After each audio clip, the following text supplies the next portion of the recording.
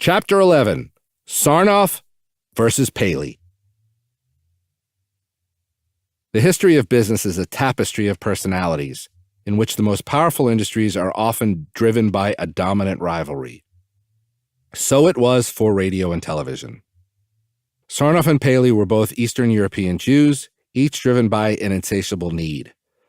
Sarnoff continued to avenge a childhood of abject poverty. He had come from the bottom to create an industry. He was going to build a second one, and he would not be stopped. Paley was determined to be the very thing to which Sarnoff stood in contrast, the American aristocracy of the WASP elite.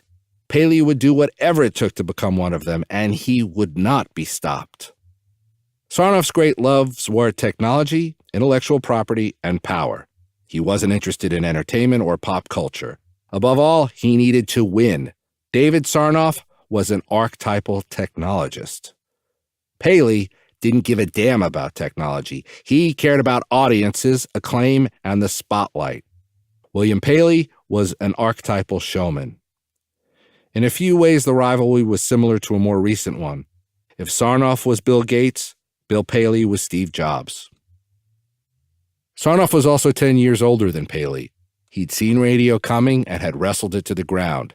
His NBC was a monolith, dominating radio from Rockefeller Center. It was powerful, entrenched, and seemingly unstoppable.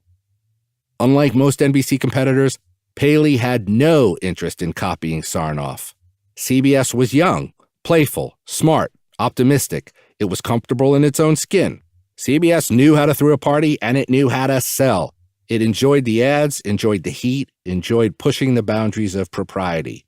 CBS was Don Draper before Mad Men existed. And Paley was CBS, creating its premium position as the Tiffany Network. In one of his favorite stories, Paley told listeners how he had charmed a reluctant Pierre Matisse into selling him a prized painting called Women with a Veil.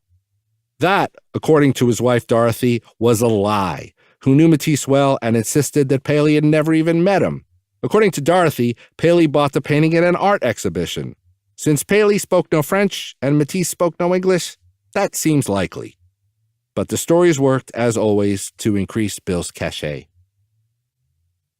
By now, Sarnoff was an emperor, a remote figure with a small circle of functionaries.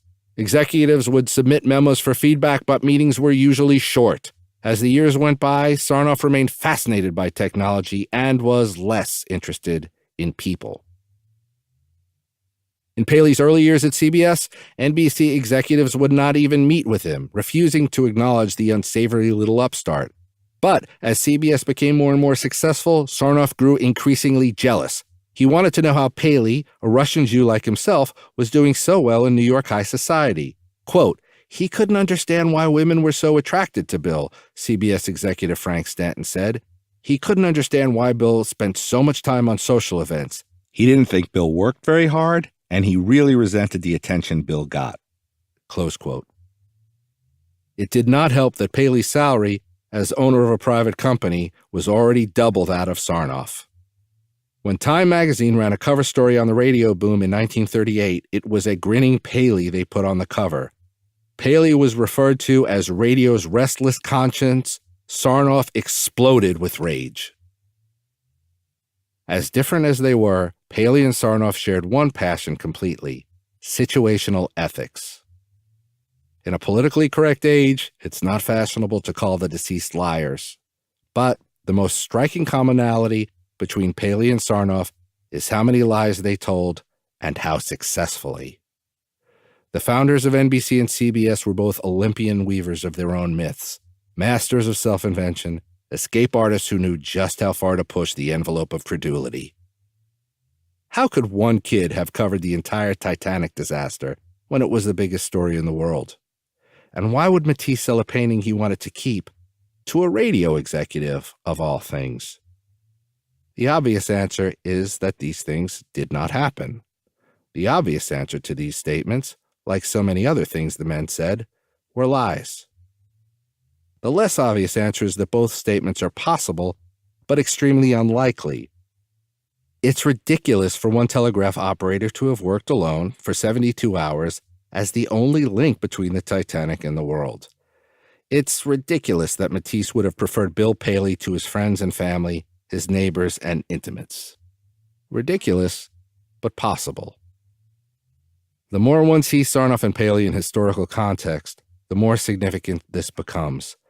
They were brothers in a particular art form, the art of the barely possible. They saw the world this way, looking both forward and backward, understanding what had already happened and what was to come.